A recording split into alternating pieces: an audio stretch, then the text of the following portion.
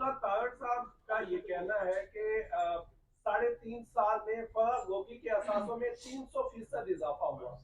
क्या आप बता सकेंगे उसका ऐसा क्या बिजनेस था कि सिर्फ उसके असासे कितने ज्यादा 3.5 साल में बढ़ गए? या ये तारड़ से पूछें या उससे पूछें। मैंने तो आपको बता दिया, आप मीडिया ट्रायल ना करें, लाएं उनके खिलाफ मुकदमा करें और प्रोसीड करें। Thank you sir. आखिरी सवाल बताइए, खान साहब की रिहाई कब तक मुतवक्की है? और जो बर्फ की जम गई है पीटीआई के दरमियान और तमाम तर चीजों के दरमियान, इस बर्फ के पिघलने के कोई चांसेस हैं? देखिए, मैं समझता हूँ कि जमानत फौरी तौर पर हो जाएगी इंशाअल्लाह। जो ही सुप्रीम कोर्ट में केस लगेगा, काबिल जमानत जुर्म है साइफर वाला। साइफर का केस ही बनाना ही गुलामी की बदतरीन मिसाल कायम करने के मुतरादिफ है। जिस शख्स ने मुल्क की सलामती और खुद मुख्तारी का दिफा किया हो, उसको आप कहते हो वो मुजरिम है। और जिस शख्स ने कहा बेगर्स आर नॉट चूजर्स, उसको आपने हुक्मरानी दे दी और उसको आपने कहा कि जनाब ये हमारा मुद्दई है। और जिस शख्स ने कहा अमेरिका हमारा वेंटिलेटर है, और उसको आपने डिफेंस मिनिस्टर बना दिया। क्या एक एटॉमिक स्टेट ये साबित करना चाहती है कि हम अपने मुल्क के हीरो को, जो हकीकी आज़ादी पे बिलीव करने वाला है, जिसने अवाम को शऊर दिया है, उसको हम सजा दे के ये साबित करना चाहते हैं कि हकीकी मानू में हम गुलाम कौम है? ये नहीं चलेगा।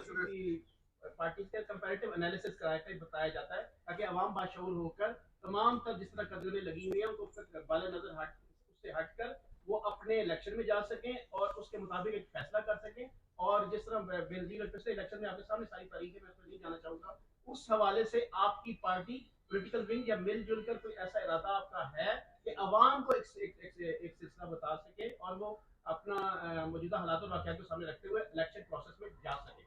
देखिए, पहली बात तो यह है कि हमने बिल्कुल उसके हिकमत अमली बनाई हुई है। अभी आगे 2 से 4 दिन में आपको उसकी वजाहत सामने पेश की जाएगी, इसलिए मैं वक्त से पहले उसकी तशहीर नहीं करना चाहता। और जहाँ तक इस बात का ताल्लुक़ है, 2 चीज़ें हैं हमारे मद्देनज़र। एक है हमारा कंडक्ट, जो हमने 3.5 साल की हुकूमत की, और हमारी परफॉर्मेंस। 3.5 साल की हुकूमत में मोटी मोटी बातें आपके सामने, इंडिकेटर्स जो इंटरनेशनल लेवल पे एक्सेप्टेड हैं और इनके अपने आदाद शुमार जो आपके सामने हैं, वो हमने पब्लिक को बताने हैं। 6.1% GDP थी जिस वक्त मार्च में हमारा अख्तियार व इक़्तिदार ख़त्म किया गया नो कॉन्फिडेंस मोशन के ज़रिए। आज जो ये छोड़ के गए हैं 0.3% पे, ये इनके आदाद शुमार हैं। 16 रुपये यूनिट बिजली का था, आज प्रैक्टिकली ये 70 रुपये पे छोड़ के गए हैं। डॉलर 170 रुपये 178 रुपये के दरमियान फ्लक्चुएट करता था, ये 332 रुपये पे छोड़ के गए। 150 रुपये पेट्रोल था, जिसको ये कहते थे कि बहुत महंगाई है, महंगाई मुकाओ मार्च लेकर आए थे, आपको याद होगा जब नो कॉन्फिडेंस की बात करते हैं।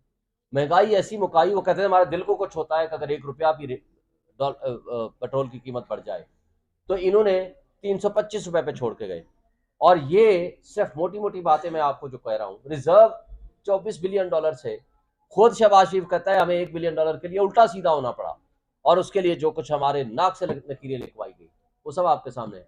और डिफॉल्ट का चांस, तमाम इंटरनेशनल इंडिकेटर्स, मैं दावे से आपको कह रहा हूँ, आप चेक कर लें, 0 से 5% चांस ऑफ डिफॉल्ट था। ये कहते हैं ना हमने डिफॉल्ट से बचाया। आज इनके अपने डिफेंस मिनिस्टर क्या कहकर गए कि डिफॉल्ट हम कर चुके हैं।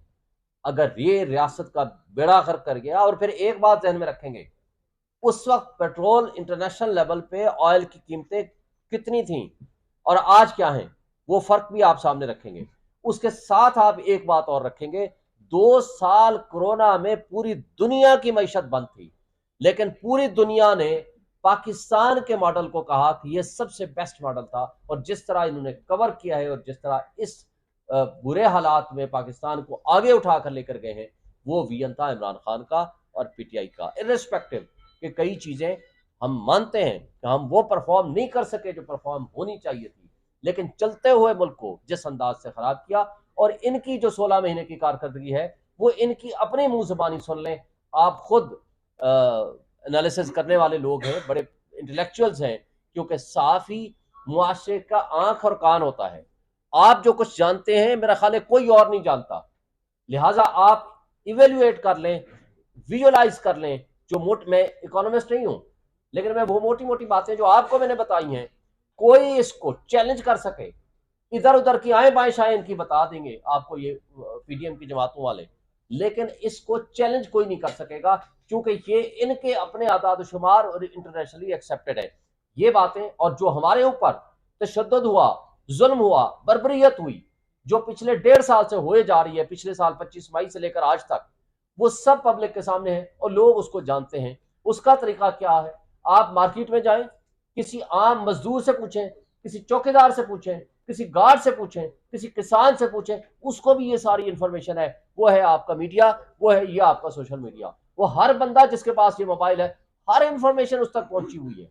लोग हमारे बाशऊर हैं, ये सब समझते हैं। इसलिए हमें पाकिस्तान के इंटेलेक्चुअल्स को और पाकिस्तान के इदारों को, ये जिसको कहते हैं ना कबूतर की तरह आंखें बंद कर लेंगे तो मुल्क का बेड़ा गर्क होगा। इसलिए आज भी वक्त है, वक्त से पहले हम चीजों को इंप्रूव करें और बेहतर करें।